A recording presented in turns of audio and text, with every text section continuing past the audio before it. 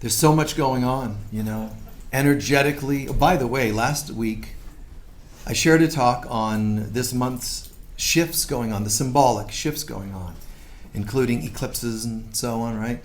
And lunar partial eclipse and a full solar eclipse. And I probably should have mentioned or forewarned that right in the middle of all that, Mercury goes retrograde. And I didn't mention it, I didn't go into it, but yeah, Mercury went retrograde yesterday, I think it was, but oh, the fun. It's symbolic. We won't go into that because I covered some of that last week, but just understand when Mercury goes retrograde, it's not like I'm telling you planets have power over you. Planets are you. Stars are you. Alignments are you. These are all things that they're happening on the outside, but to mirror what's happening with us in our own growth or evolution or, our lives. So it's just kind of worth noting, this is me, just like a shaman would explain, a Native American elder would explain, you see animals outside, and they're recurring. You see a hawk several times, it might be symbolic. It's because what they're saying is not superstitious. They're saying something very deep, very powerful. What you see on the outside is a manifestation of what's happening on the inside. That's why animal medicine and such works. It's because it's the truth being reflected. Unevolved humans don't have any clue of any of this, and they don't care, unfortunately. A little more evolved humans do get it, but they make it have power over them. Oh my God, I saw a caterpillar. I probably shouldn't go outside today, or whatever, It's like they go overboard. The evolved human recognizes, wow, isn't that amazing? Look at the sign, the symbol, the synchronicity. And it is me. What is it saying about me? That's what responsible consciousness looks like. And, so there's so many shifts. I can just see it and feel it. And communication things. I noticed bizarre kinds of communication going on this week, just in interactions and work and all that. So it's kind of interesting. But it means all kinds of communications can arise. Things expected, things not expected. Things you knew you were involved with, whether it's business agreements or dealings or personal. But it's all, when we look at it from a more evolved place, it starts to have a deeper meaning, but also it has the greatest potential to demonstrate shifts. There's something that goes on, and we have judgments that we know not of, and triggers that we know not of, and it's very important for us to get to know thyself. The bottom line is what we learn in A Course in Miracles and in teachings of Christ consciousness. Because this concept of judgment can become very tricky. Am I being judgmental if I say no? Am I being judgmental if I choose to get a divorce? Is that wrong? No, I'm going to stay and hang in there and continue. Well, I'm already divorced in my brain anyway. If I'm in a relationship and I'm conflicted, I'm already going through a divorce. Symbolically, a separation from the person. You see? Or if I do it in paper, that's just external. It's already happening. If you and I are having problems, we're already struggling. Let's not pretend we're not. The question is, now which decision I make on the outside needs to be congruent with the greatest good. See, I'm conflicted either way. We stay together. Well, for the kids or for my parents or whatever, or because my religion. To stay together and stay in a state of conflict is not God. To separate and be in conflict is not God. So I need to first get right with God inside and choose to recognize my own lessons, not to hate people, learn my own lessons, and then make my decisions the best I can. And we're still going to have a voice of doubt. It's always going to creep in there. That's the ego's typical stuff. So one thing we have to learn when we, believe we're judging or making decisions is look at what's really coming up. Are you experiencing triggers from the past? Because see, if I'm actually reacting to you, like there are people that would have seen that Facebook thing that this person did, and immediately, because there's a certain flag on their website, I'm going to block it. I'm not going to react to that. I want to make sure I see the whole thing as clearly as possible and think it through. See, if I only block it, and if I would have assumed that N-word was only the N-word, I could swear it was, but I'm not going to react and immediately assume. Let me double check. Does that make some sense? Because when we overly react, it could mean I'm now following a compulsion rather than an inspiration. An inspiration comes from God. But it's right for us to say, hey, this isn't okay. And for some reason, I've done a tirade on this concept of spiritual enabling. Because it's one of the worst things in spiritual people, is this habit to enable. Maybe I'll save this next thing I wanted to say. I'll save it for next week and talk about it more. But I'm so impressed by it, I can't not mention it today. One of you folks sent me a Facebook clip or something just the other day. And it's this interesting scene. There's this group of people in an audience, however many hundreds are sitting in this auditorium. And there's this elderly man sitting in the front row. And all of a sudden, everybody in the audience rises and starts applauding, except him. And he's kind of, did you see this? And he's looking around going, what's this? They're all applauding for him. And then the captions start telling you what happened. Second World War. He saved almost 1,000 children, Jewish children, that he himself smuggled out of the wrong, the war areas and to Britain. Can you imagine? To be able to say, hey, what you're doing is not right. And I'm going to do something that I feel is right. And he smuggles hundreds and hundreds of children out of danger. So people, I guess, were told this, and so they're there to honor him. So they all stand and they're applauding, and he's wondering, what's all this? And then I guess they don't show you this, but I guess they start announcing, explaining it more. So the captions are there. The dude, he said hundreds of children. And as it turns out, all the people in the audience were the children. Can you imagine that? This guy never told anybody that he had done this. He never, well, you've seen this movie, Schindler's List. Well, I did the same. He never talked about it. His wife didn't know about it. She found in the attic a photo album, all the pictures of all the children and their names, so there could be a record. Okay, but he never brought it up. He just passed away a few years ago at 106 years old. Never told anybody. It's right to do right, man. It's just right to do right. Right comes from inspirations. Something in that person said, here's what's right, and he just did it. Live or die, you do what's right. Now, that doesn't mean you're supposed to hate the Nazis. And you certainly don't think every German person is a Nazi. That's where you go into judgment. What I do know is that if I'm going to smuggle these children out, I know it's not just my job to do good with the good children. It's also to do good with the bad guys and not hate them. Hating them will only actually feed the thing in them that makes them do what they do. That doesn't mean you pretend they're not doing it. You're allowed to say no and not hate. People just don't know how to do that yet. Well, how do I put my foot down without reacting? Great question. Let's figure that out. One of the steps is to not be compelled from the past. So if I step up and react against those bad, naughty German, the Nazis, and it's coming from wounds of my father or a past life, then I'm not actually coming from inspiration, even doing a good thing like that. In other words, we have to clear ourselves. Jewish saying, we don't see things as they are, we see things as we are, through our own lenses. So the whole trick to this is whether I'm in the moment. The ego never wants us to be in the moment. Why? Because it's only now that you can find God. It's only in the present moment. Now, I'm not talking about the magic of now or the power of now, the moment, the present moment, like just superstitiously. I'm saying the power of the present moment. In the present, you find God. There's all kinds of people philosophically talking that. Let's all sit, meditate, or let's live in the moment. Let's live in the moment because that's where God is. And they really don't even understand it. To live in the moment and find God in the moment means there's a purpose to this concept. It's because if I'm being compelled from the past, I'm already living on a program that's been given from my past. So I'm not in the moment. But it doesn't just mean the moment in time. The magic of finding God in the moment is because in the moment I can choose to find God. Not just by being in the moment I find God. It doesn't happen automatically. The power is not the time on the clock.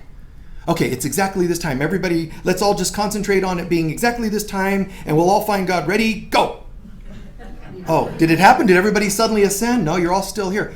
It's not the time on the clock. It's not your concentration on the time on the clock.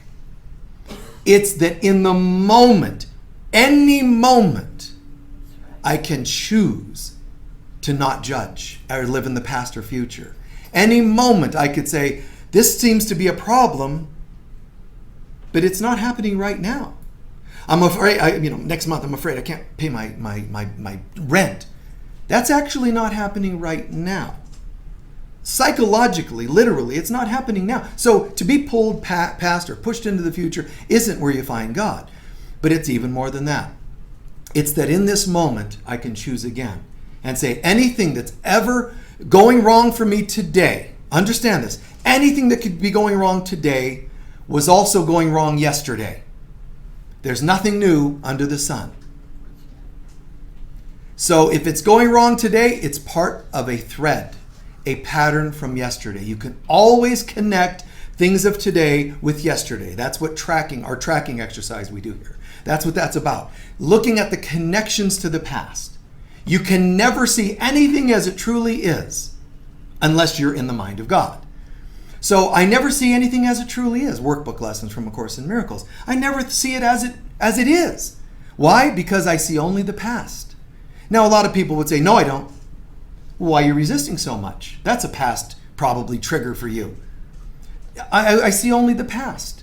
So I can never look at a human being, male or female. As soon as you see male, I know it's hard to believe this, but for some of us, but when you look at a male, you're never just seeing a male. First of all, because there's no such thing. But you're never really seeing a male or a female. You're seeing your perceptions of what men are like and women are like. This is becoming quantum medicine, meaning in the field of medicine and neuroscience.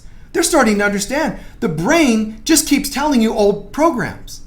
They're not into metaphysics or spirituality. They're not going there. But they're saying the brain just tries to conserve energy by giving you old tapes so you don't have to work too hard to get to know a person in the moment. You meet somebody and it's like, there they are. No, I don't want to know who they are. It's too much work. Do you know there's 100 and something people in this room in each service? How do I stand here and each one of you? I'd never get started. Let me just be in the present with you, and then you, and then you, and you, and you, and you. By the time I get over here, I forgot who. Let me go back and do that one again, and then okay, and my mind strays, and it'll never work. So the brain says, that'll never, because the brain's been hijacked by the ego. It'll say that'll never work. Let us help you. Let us say, okay, really, brain, ego, you're going to help me? Yes. How could you help me? We'll just generalize. Then you don't have to get to know each male and each female. You just go, men are all alike. Women are all the same. Black, white, tall, short. That's what it does. It generalizes. So we never have to be original because it sounds like a lot of work. I mean, just think about the logic of it. How do I sit and hold presence for every single person, one at a time, completely? You're not a male, you're not a female, you are as God created you to be. Let me know you as you truly are. Next, blah, blah, blah, blah. It's a lot of work. And then if you work in a big place with lots of people, how are you going to pull off the work every day? It sounds like a lot of work, but it isn't. Because you don't have to single each one. You can just have this sort of a mantra in the back of your mind. Let me learn to see everything as God sees it. Let me see everyone. If that's truly desired, one statement at the start of the day is enough. Now, how much more efficient can you get? Even the brain can't get that. Ego brain cannot get that efficient with its trying to cut corners and not allow us to experience anything as it truly is. So the ego keeps making this pattern happen. So it's going to say, I'm going to make the past seem real because I want you to dwell on the past. Not that you guys obsess on the past, what you might, but anything you see today is going to have past threads to it, roots. You see, there's these cords, we sometimes use that term, cords to the past. That's why people do cord cutting ceremonies. I don't know what anything is. Really? I never even take time. The ego self just generalizes. So all I do is see men as generally this, women as generally that. We don't want to admit that we do that, but we do. We have profiling going on in the brain all the time. And the ego is saying, look, I'm going to keep the past alive. How? How does the ego most keep us rooted in the past? For example, if you have money issues, you could be, you without realizing it, you could have subconscious patterns that say money doesn't grow on trees. Remember that one? Okay? So let's say that's the only one you've got, and it isn't. But let's say it's the only problem you have. That's going to haunt today's finances. What about all the other issues? But just that one. Money doesn't grow on trees. Well, I don't believe that. Are you wealthy? Are you prosperous? No. But it's not because of that. Well, it may be. Because any problem we have cannot be God's will, nor can it be happening rooted in this present moment. All of our problems are rooted in the past. There's another saying, I see only the past. So it's all rooted in the past. Why or how does the ego keep the past seeming so real to us? By making it manifest today. By making your problems of yesterday look like they're still haunting you. We did a talk a couple weeks ago about the metaphor or parallel of ghosts and phantoms and topics like that, how they're all in our head. We have ghost thoughts, we have demon thoughts, we have angelic thoughts, but just call them all thoughts. And the ego will do everything it can to keep us from being in the moment. So if the ego doesn't want you to fill this moment's space with connection with God, how will it do it? Put a sign up and say no vacancy. The ego wants to make sure there's no room in the inn for the Christ to be born today. Like in the old, the Jesus story. No room in the inn. You're not going to have any birth here. Block it from happening. How does it do it? The ego basically populates the present with all these memories of the past. And there's no escape. Not as mankind knows it. There's no escape but through forgiveness. I have to forgive. What am I going to forgive? I'll explain that in just a second. But get what I'm saying. The present is already sabotaged because the ego is trying to make the past seem so real. If you know that the past is not real, you have liberation. That's the Buddha concept. Liberation because it's all an illusion. So instead, populate the present with the past so that you'll start believing in the past. Still, controlling you. Now, if this is somewhat accurate, remotely accurate, completely accurate, then here's what we have to deal with. This means that we are actually projecting past stuff into the present and sabotaging the future. Our lives are never free. We think we're free. We think if you protest for freedom, you get freedom. That's not how you get freedom. It happens within. It's a state of mind. If you don't have freedom within, how can we manifest it outside? If the outside is nothing but a manifestation of the inside. However, the past is being projected into the present and into the future. And we have allowed that to happen. And that's called responsibility. We allow the past to be projected into the present and into the future. So you don't stand a chance. The ego will allow a little breathing room so we don't get too nervous. It'll allow you to think you're growing each day so that you don't say, wait a minute, this is not okay, and launch into a major shift. So, we might think we're having little epiphanies and insights, which is all really kind of cool, and that's good for you. But the Course is telling you, if you only make minor changes and you don't really understand responsibility, then every one of those little shifts, the ego will be writing piggyback through the whole thing. It'll just be writing right there with you to cause you to then misinterpret each of those changes. So we need major changes, and one of the most profound is the idea of taking responsibility. If my past, whose past is it? Mine. If my past is haunting my life today, then it's called projecting. My past is projecting itself to today. But I'm allowing it to happen. I am allowing it to happen. Well, it's not my fault. Oh, then what was it? Your next door neighbor projected your past into your... who did it? So the old who done it, we slow that down, we breathe, and we go, wow, seriously? Yes.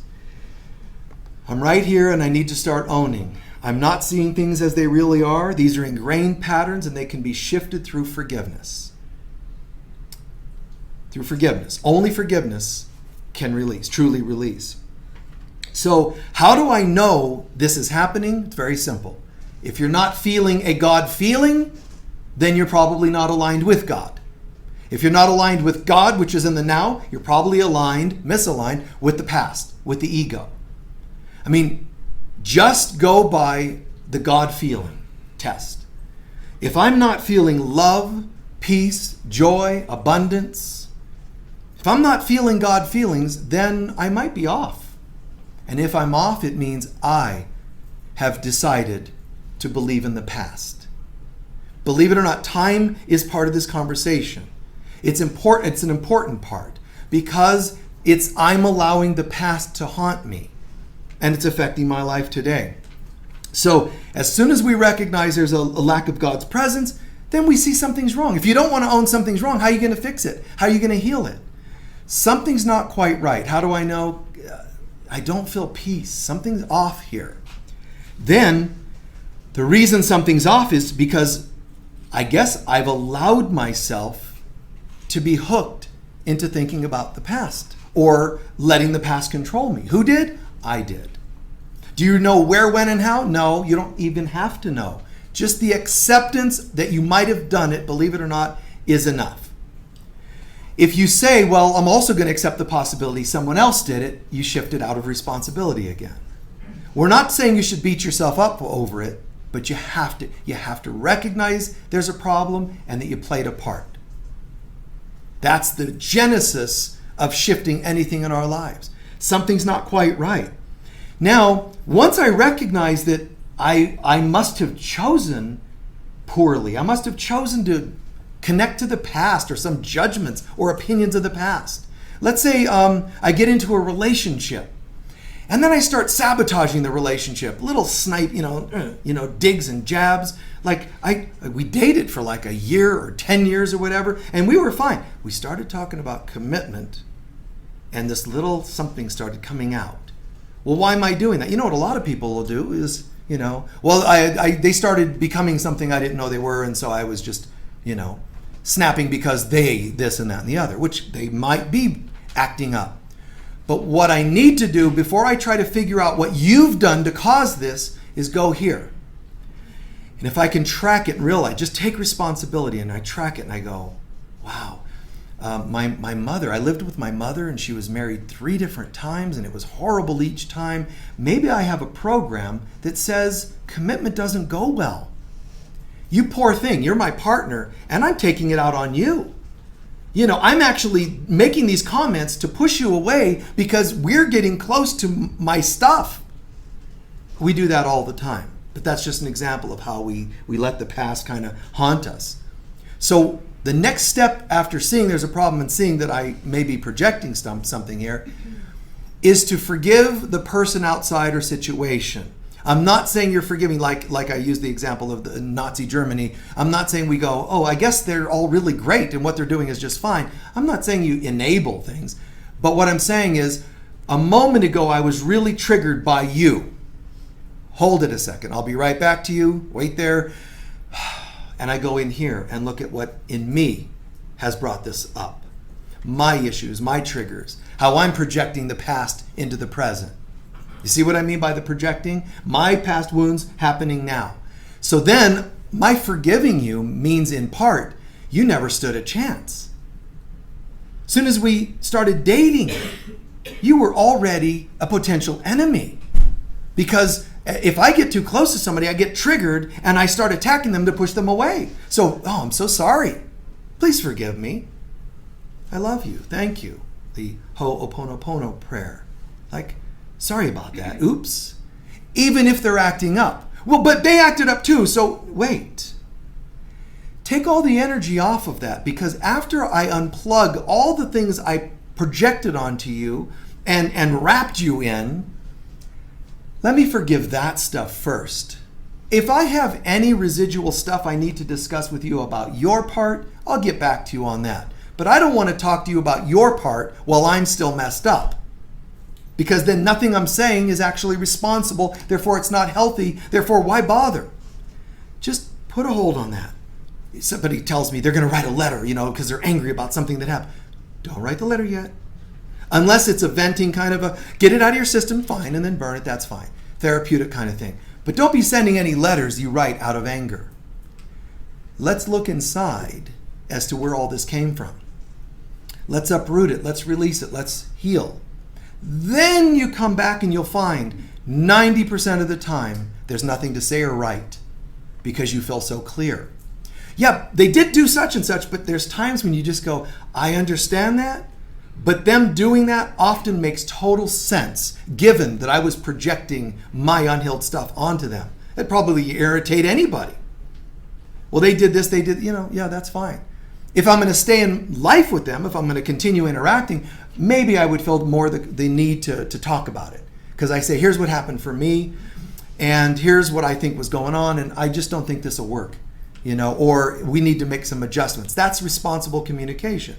If I go to you and say, you need to make some changes or else, and I don't look at my own stuff, even if I'm right, I'm wrong. Because there's nobody sane here talking to you. Sane meaning responsible. So I not only have to forgive you and get this off of you, what do you think comes next? I have to forgive myself for projecting onto you. It's kind of like, sorry about that. Now, oh man, I can see I did that, and I need to take some responsibility. I need to forgive myself. You don't just take responsibility like a burden. You take it to forgive. Now, once we start doing that process, I see there's a problem. This is not about now. This is projections, and I look at my stuff. Wow, I'm getting clearer. Sorry about that. Forgive you. Sorry about that. Forgive myself. Once I get that, the next step is something very natural happens, and that is the presence of God starts to emerge. When we are not in the way, God doesn't come to us. It's already there, but we can't see it because of our layers of stuff. When we take responsibility that we own the layers, then we're allowed to retire the layers. People constantly try to heal things, get rid of things, uproot things, but you can't if you don't take responsibility. Because when you go to remove them, the universe says, excuse me, do you have any ID? Do you own that car that you're trying to drive? Then get out of the car. It'll only cause you greater problems to try to take ownership of things that you can't prove are yours. Just start moving into other people's houses. I like this one more. But it's not your house. So just because it feels comfortable to judge other people and blame other people, like you moved into a nicer house because it's more comfortable, doesn't make it right. Do you own it? Yes, I own that. I own that in somehow, some way, this person did such and such that I played a part. I don't even have to know how, but I accept it. I'm not saying you guys are wrong or bad, or that you consciously choose horrible things to happen in your life. I'm not saying that at all. I'm saying we play a part. And that part could be as simple as, I've been a victim before, it's a pattern in me now, so I'll be a victim again. And here's the really the strangest part, is that if I'm carrying a certain program in my mind, such as, I tend to be a victim, the past, based on who controls us, which is the ego self, unless we choose in the moment to let God be our guide, the ego self is always automatically our guide. And it thrives on the past. It has to keep the past happening today and tomorrow. Why? It keeps you out of the now where you might find God.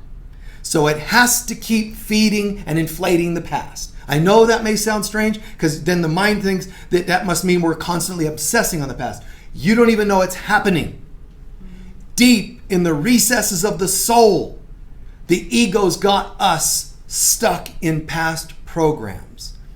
If that's true, and it is, then that means the past is constantly projected to the present to make sure we're never in the moment. And if the past is being projected into the present and affecting the future, it's also happening because I'm not stopping it. Who isn't stopping? I have not chosen otherwise. Then who is responsible? So if I have a victim past, I'm not just possibly going to be a victim again today or tomorrow. It's my destiny. Do you understand? It's already projected. It's already fate. There is no other option. And the only time I'm not a victim, when I'm still running on the ego's program, is when it thinks I'm catching on. Then it'll try to make a day go well for me. And then you go, okay, it's not completely, okay, it's not completely a victim thing. So you'll not think about it anymore. Please. You get that? So just like that. Now, that means, just like the Akashic Records, the Akashic Records are the records of man, every thought, word, and deed of every human being throughout all of history.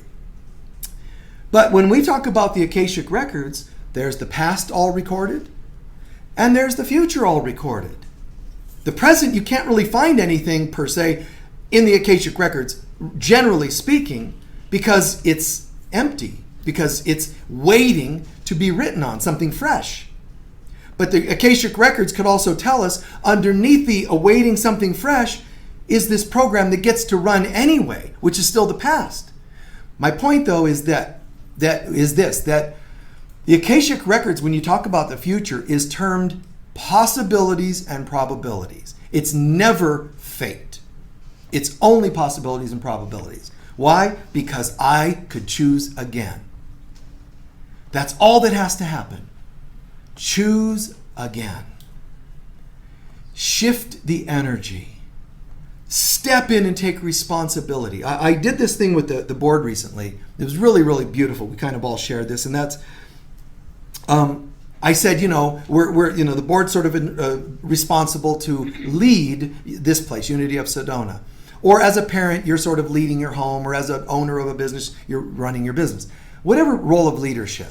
We can keep talking about the economy affects your business. We could talk about children today are affecting your household. But what I asked the board members was this. I said, I want you to just imagine any, whatever, incident that's ever happened here. A disruptive person or a financial limit or anything that's ever happened at Unity of Sedona. I want you to think about it. I did this too. And I said, and I want you to imagine, which I'm also asking you all to think about doing in your life.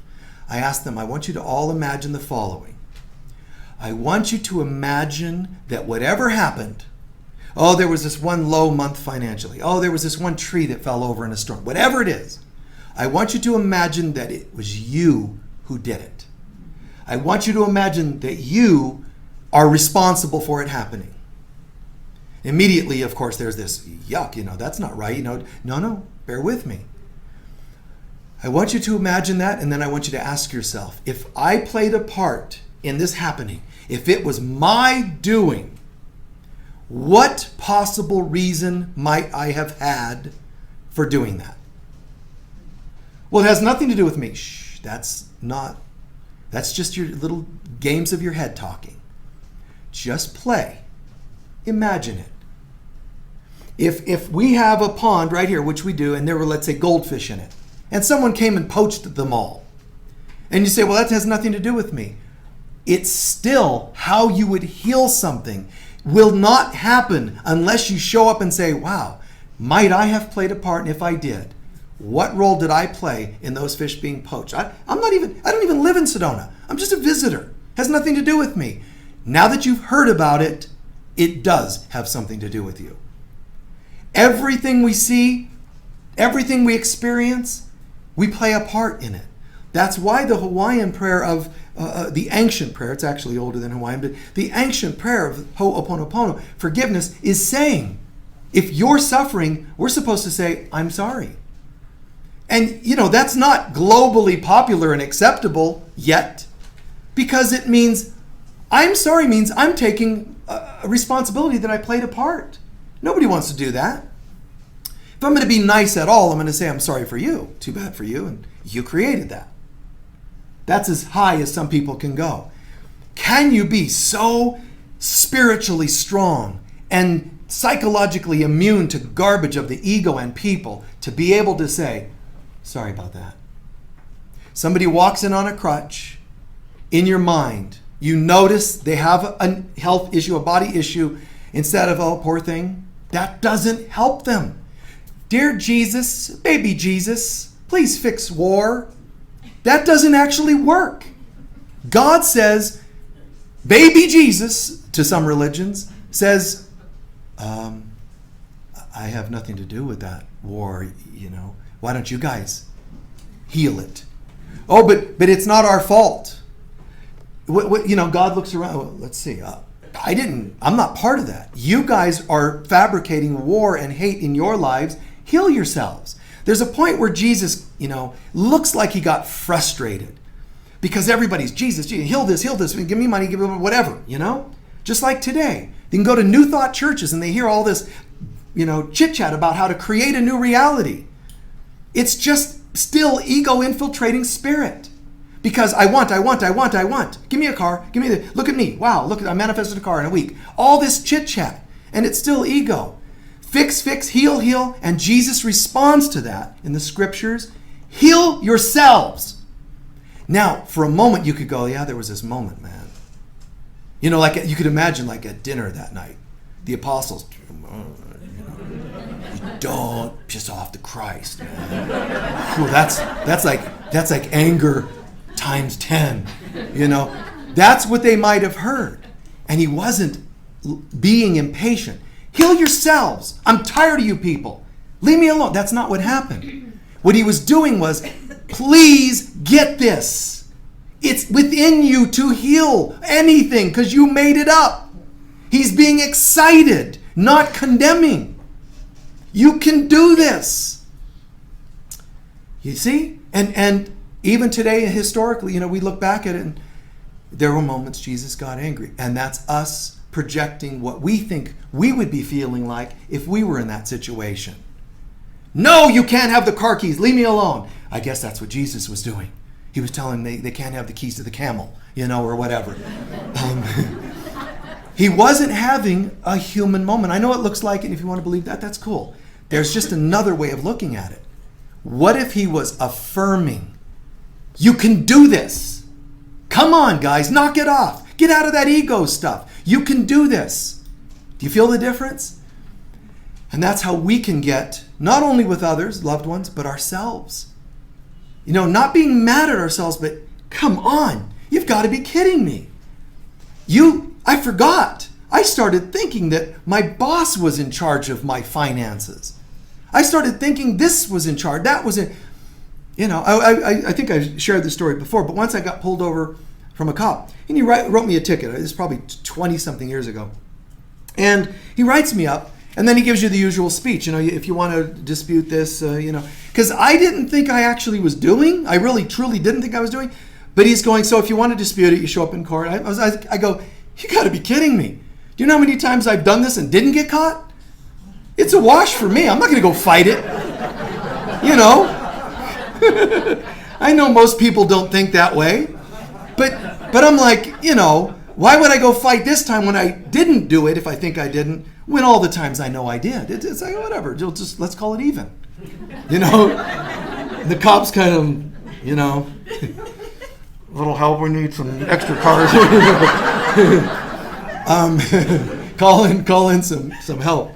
So think about that. It doesn't hurt to take responsibility. Now, one of you said, but it was wrong. He gave me a ticket and I didn't do it. Relax. I know it feels that way. But how can you say you did or didn't? How can you say it's right to be upset or not upset when you haven't even gone inside? If you don't go inside, there's no you showing up. All you're doing is reacting from compulsions, surface, skin level compulsions. Go to a deeper place. Go to a deeper place and say, wow, what is this about? Even if you didn't do something and you're accused of doing, what does it bring up? And it's like, what deeper lessons? And this was an amazing thing. I asked the board members, and we each shared, if I am the one who's responsible for this, that, or the other, first of all, wow, it's quite a hit on the ego to do that, but do it anyway. But then all of a sudden something shifts and as soon as we did this, there were these, oh my God, moments. Nobody sank into some despair, right? It was more like, wow. And I shared mine to kind of get it started and let them know it's okay, because it's just, if I played a part in this happening, here's what it might have been. You throw it out there. If husband left me with the children and this and that, nobody wants to say I played a part in that. I'm not saying it's nice that it happened. But sometimes deep inside, there's parts of us going, I wasn't even really in love with the person. So all the stuff going wrong was really almost like my conscience manifesting. Sometimes that's what it's about. My own inner conflicts. What if I'm conflicted around human intimacy, sexuality? Whether it's gay or straight, or whether it's just decisions I'm making in my life. If I'm conflicted inside, not even conscious to me. If I'm conflicted because of past lives, if I was a nun in another lifetime, a priest in another lifetime, and I took vows, or I was a mystic and I took vows of clean, celibate, and whatever.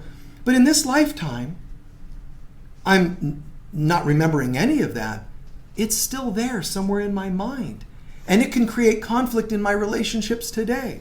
Now all of a sudden my partner is going, why don't you ever hug me? Or there's no affection in our relationship. They go off getting therapy because I don't share intimacy and all that. And I'm like, well, you know what? I don't know. It's just the way I am. And then I'm getting bothered at them for asking me about it. Because now you're picking on me. There's nothing wrong. Now you're shaming me that I'm not intimate enough, and so on. We split up over it. I'm not healed, and I'm going to carry that to my next lifetime. Still conflicted. Because I didn't stop to say, maybe they're not saying it as gently as they could. Maybe it does sound like they're picking on me, but I'll get back to that later. What is going on? Well, they're saying I'm this and I'm not. Don't say you're not. Just ask if I am. If I am this or that or the other. Where might that be coming from? Because it's amazing. You go and you stop and you look inside. Well, I can kind of see a pattern where I've always been a little hesitant about this. And maybe this is rude. Maybe I see a psychic and not give it away, but I see if they pick up on that stuff.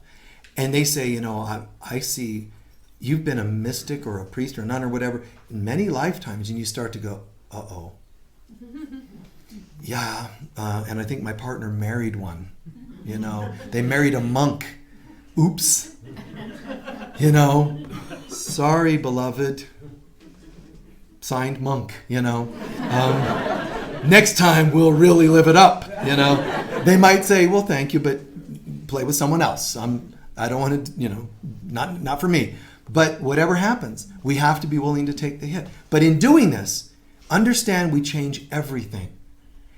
In the now, I make a decision to take responsibility, and in the now, I go from patterns that were projected to now, affecting me and haunting me, to clearing it all. The now becomes an empty space to be replaced or refilled with God's presence. And as I'm being healed, replaced with God's presence, I create a new future. If I am not healing the past, I am already bound. My future is already fated. Do you understand that? If I don't heal, cut the cords, whatever term you want to use, of the past that haunts me today, tomorrow will only be the same. So I choose a different life. I'm not going to dance the dance of the ego anymore. I'm done. This is not working for me. It's not healthy. Now, that's great to say, but you have to understand, as soon as you decide to say no mas to the ego for any incident, moment, or for a lifetime, you're essentially cutting off its food supply. And it will not take that very kindly. And it'll manifest, because the ego's not going to go, well, I'm going to just sit in here and pout inside your being. Oh, no. It will want to be heard. Usually that will be done through people in your life. Nagging, pushing, pulling. Mom, you don't love us anymore. Oh, I get it. Not that you would want to say this to your children, but what's really happening, kiddies, is you have controlled me for years, and I allowed it because of codependence. I wanted to be liked by you because I didn't feel very liked by my parents or any other lifetime. I never felt liked. So I bargained, gave you kids everything you wanted so you'd like me, so it would compensate and give me a false sense of fulfillment. And I know you're only 5, but try to get this. Enough is enough. So you're not really going to say that to children, but that's what needs to be said inside. I'm sorry, kids. We had what looked like a loving relationship, and what we had was a bargain. I was going to use you and give you everything. And it was great because you guys all were happy and you liked me. And I was doing it, though, for my own false fulfillment. There's going to be some adjustments now. I'm going to parent you from a person who's already filled and needs nothing from you. I don't need you to like me. I hope you do. But I don't have any needs. I can say no today, and you can throw a tantrum, and I'll just stand in God and say, I understand. Jesus uses the metaphor. He says, look at how a child could have a pair of scissors. Scissors or a knife. And when you take those away, it can cry. Does that mean nobody that would make a child cry is a decent person? You are very decent. This could harm them. And pulling back codependence is right. Saying to a partner, let's say that's a flaming addict, I would love to be in this partnership with you. However, for me, there's no room for that kind of an addiction. So what would you like to do? Well, you don't have any right to tell me what you're right. Okay, so enjoy, have a good time. Yeah, I don't have a right to make you not be a major addict of some kind, but I get to choose what I'm going to do. Once you cut that line, anyone affected is likely to throw a tantrum of some kind. And that's where sometimes people, they don't like to see people rear up. But understand, then that's a lesson in my own weaknesses. If as soon as you start getting upset about me standing up for what I believe is right, and you get upset, you're now another test for me. You're testing my center, my strength. You can claim to be spiritual, and as soon as you take an action and people whine about it, it's a test, and you need to try to pass it, or you'll be doing it again. See? So it's, life is not the shallow thing we think it is. There's all these deeper concepts behind it all. You choose not to dance the dance of the ego. That's all. It's this isn't for me. This is not what I want to do. And today I'm choosing to pass my tests. And now this releases all the original beliefs and patterns. Each time I stand in the now, the face of these demons, ghosts, phantoms of the past, and say, not today, they start to burn off. They start to dissipate. The ego sees, because those are the ego's voices. Your memories of patterns of the past are voices of the ego. They're actually its word, its alphabet made into a language used against you. Feelings, memories, regrets, they are the language of the ego. So you're not healed just because you don't listen to the languaging. There's someone behind it, the ego. And that too has to be seen. But the good news is there's not some big demon you have to confront in some, mythical warfare. Every time you say no to those voices of the past, pains, limiting belief systems of our own, you're removing some of the ego's power in itself. It's like a puzzle and you're taking pieces away. And then you're thinking, one day I'll have to confront the ego, but now that you've dismantled the puzzle, there's no ego left. You've dealt with it a day at a time. It's not an eventual battle. It's happening right now. In every single one of our choices, every decision we make, every belief that we decide to believe in or not, and saying, not today. So this is up to us.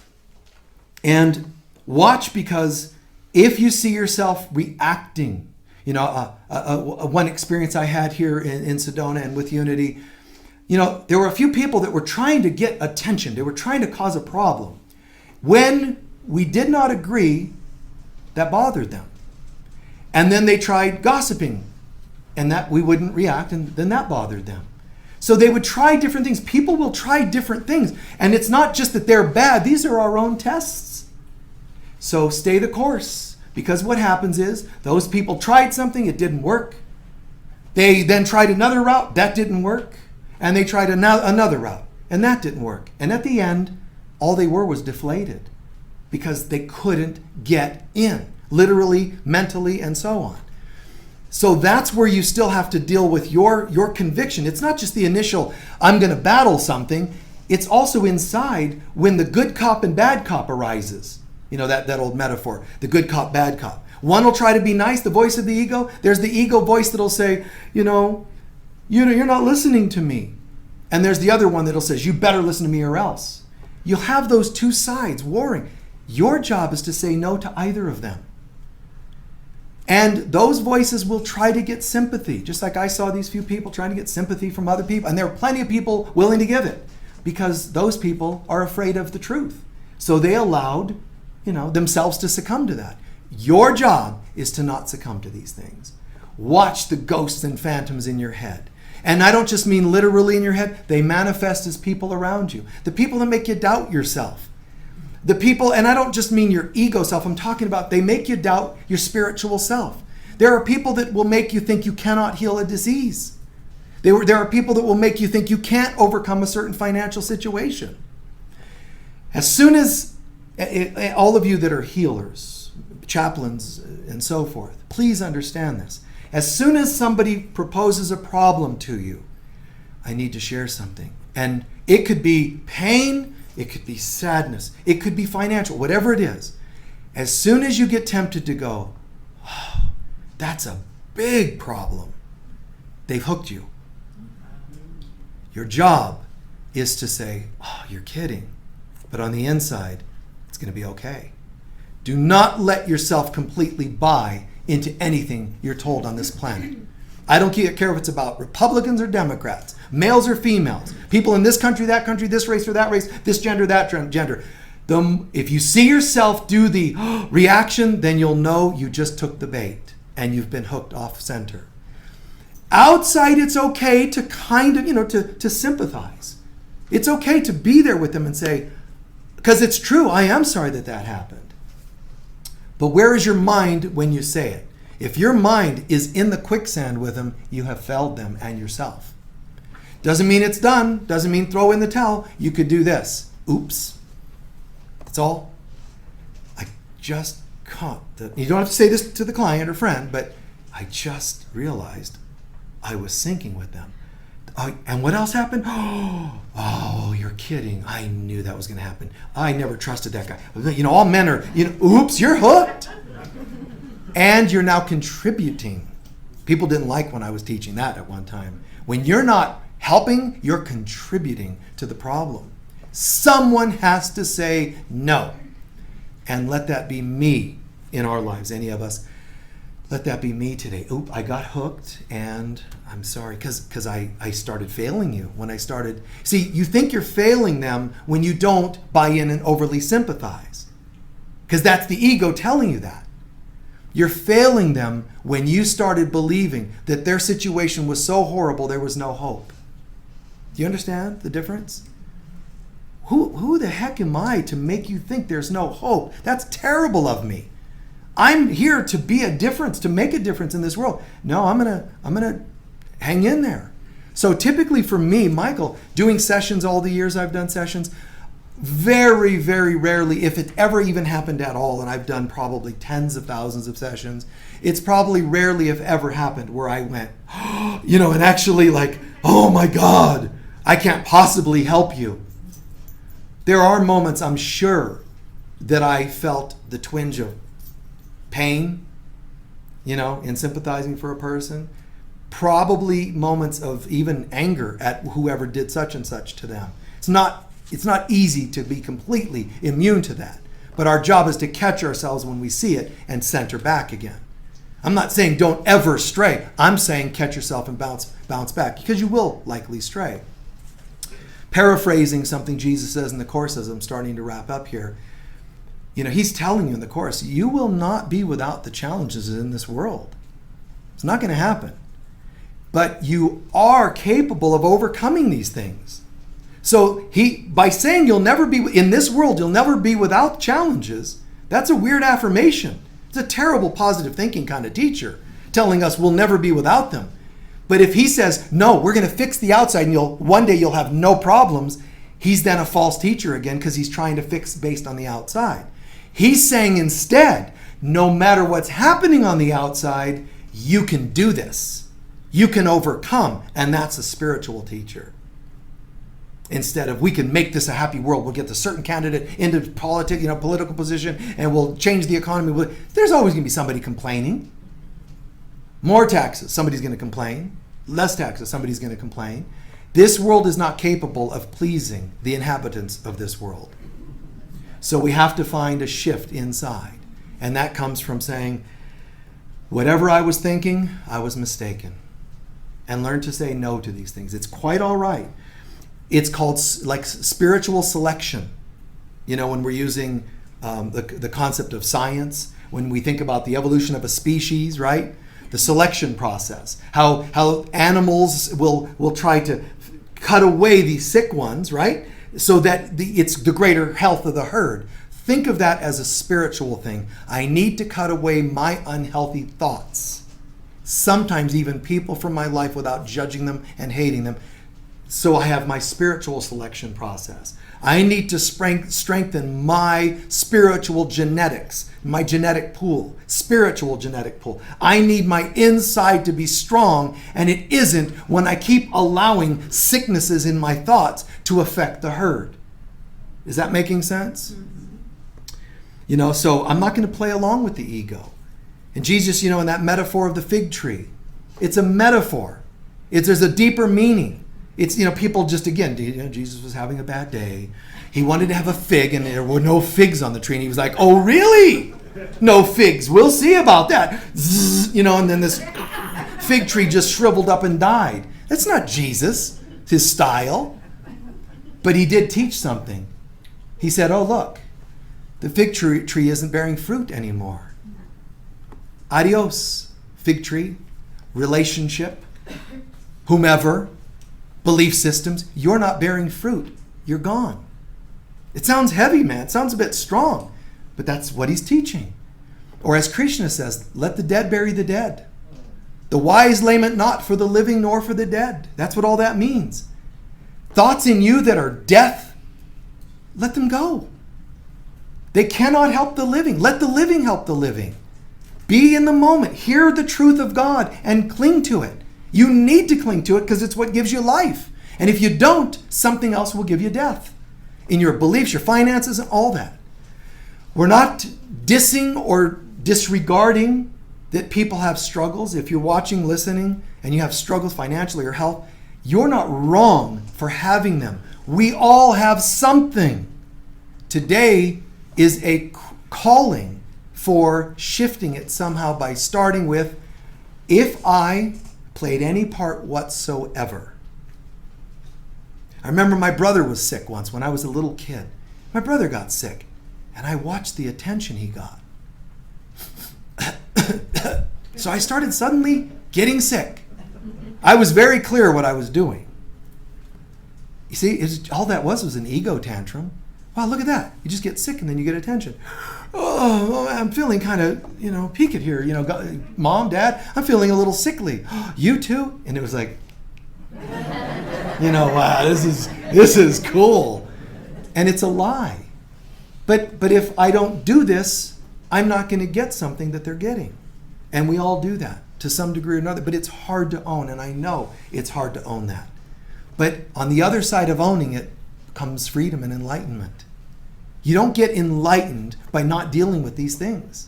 You're automatically unenlightened by not dealing with them. Show up.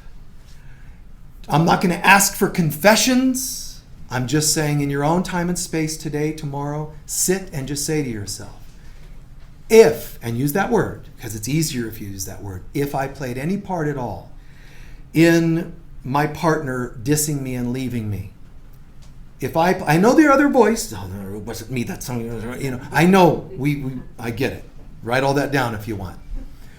But if I played any part, hypothetically, use your imagination. It's your highest human faculty. Not intellect, imagination. So use your imagination. If I played any part at all, when I got sick, I was going to be a pro athlete and then I had an injury and it ruined it. I didn't play a part I wanted to be. I know.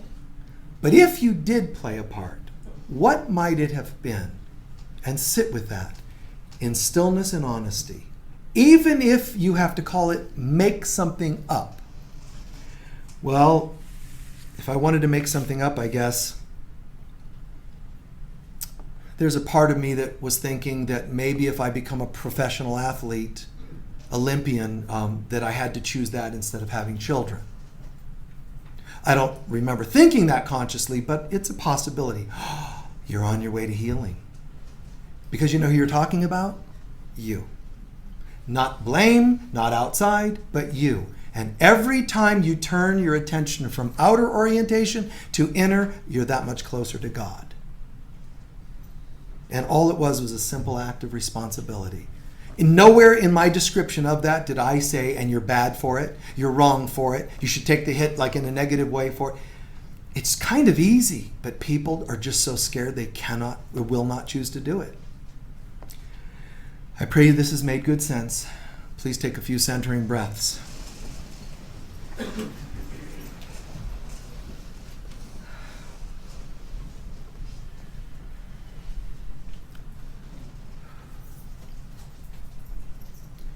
For just a couple of minutes to integrate this as a meditation. All the thoughts, all the stuff we drop, let it go. And just do this. Just first a couple breaths. Even tuning out this room and the learning and hearing, listening, thinking, just we drop it.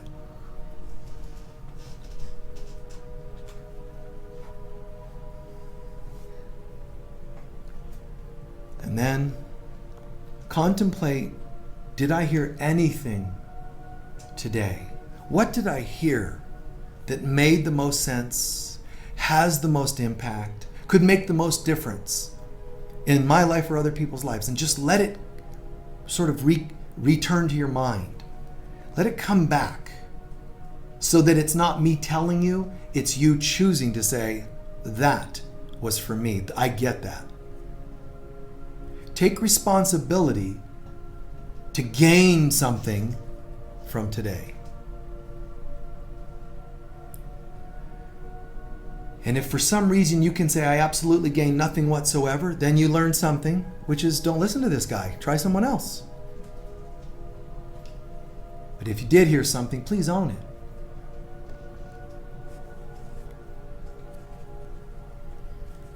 Now they become your insights.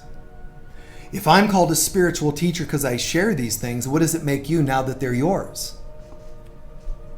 Very cool. Now we gain, we grow together.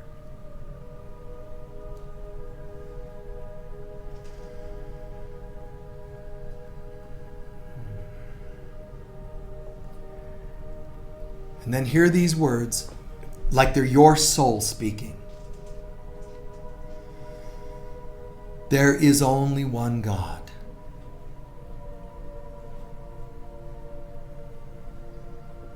And I am one with God.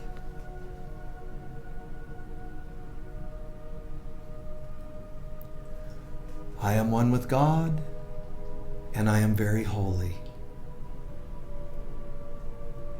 Hear that, choose it, believe it, let it vibrate the hell out of every cell in your being.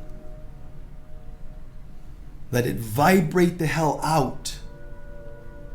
The darkness, the doubts, the ego out of every cell of your being. Your brain that has neurons programmed, your mind that has beliefs. Just instead, there's only one God. And I'm part of God, and I'm very holy.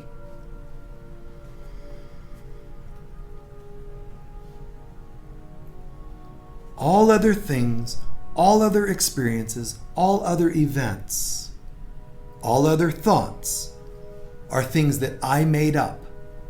Just try that. There's only God, and I'm part of God, so I'm holy. Anything else is stuff I made up. Doesn't matter how enormous the issue seems or who the person was or how loud they programmed into your head. It's nonsense. These are things I made up.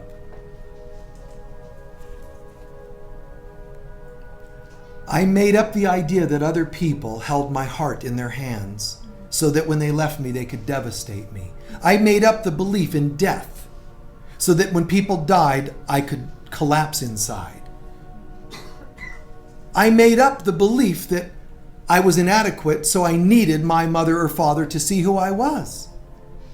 There's only one God, and if I make myself think that other people are my signs of goodness that are beyond me or signs of people who have harmed me, it actually means I'm saying they have power over me. But there's only one God, and it's a God of love, which means these are all false gods. So I participated, even if I don't remember doing so, I participated in believing that other people had power, good or ill. Other people had power, which makes them false gods. And there's a chance that I did this so that I could avoid the truth of who I am. It's possible that I'm afraid of my light. It's possible that I'm afraid of the power that I have in my soul. But this was all a mistake on my part. I'm a holy child of God. I need not fear who I am, nor the power that I have. So I choose to be and accept what God created me to be. I choose to be what God created me to be. I choose to accept what God created me to be. Even if I'm afraid, even if I'm intimidated, I don't care. I'm going to do it anyway, because it's the only truth. If I'm intimidated at all about being who I really am, that's not even the God part of me that's saying that. Then I would be choosing the ego voice in me again to be small. And that's going to lead me to more trauma. Not today. No mas, done. I am as God created me, and I will to be the Christ on earth. I am that I am. And I forgive everyone that's played a part in making me feel otherwise. I don't have to even analyze who, what, when, and where. I just know it. I'm releasing all of you for playing a part in making me believe myself to be otherwise. I forgive myself for making myself think otherwise. And now I am free. I am free. And God starts to emerge within. It rises up and becomes my reality today. And this will determine what I experience every day. But I know I must remind myself of this regularly. And that's what I'll do. And so it is. Thank you, guys.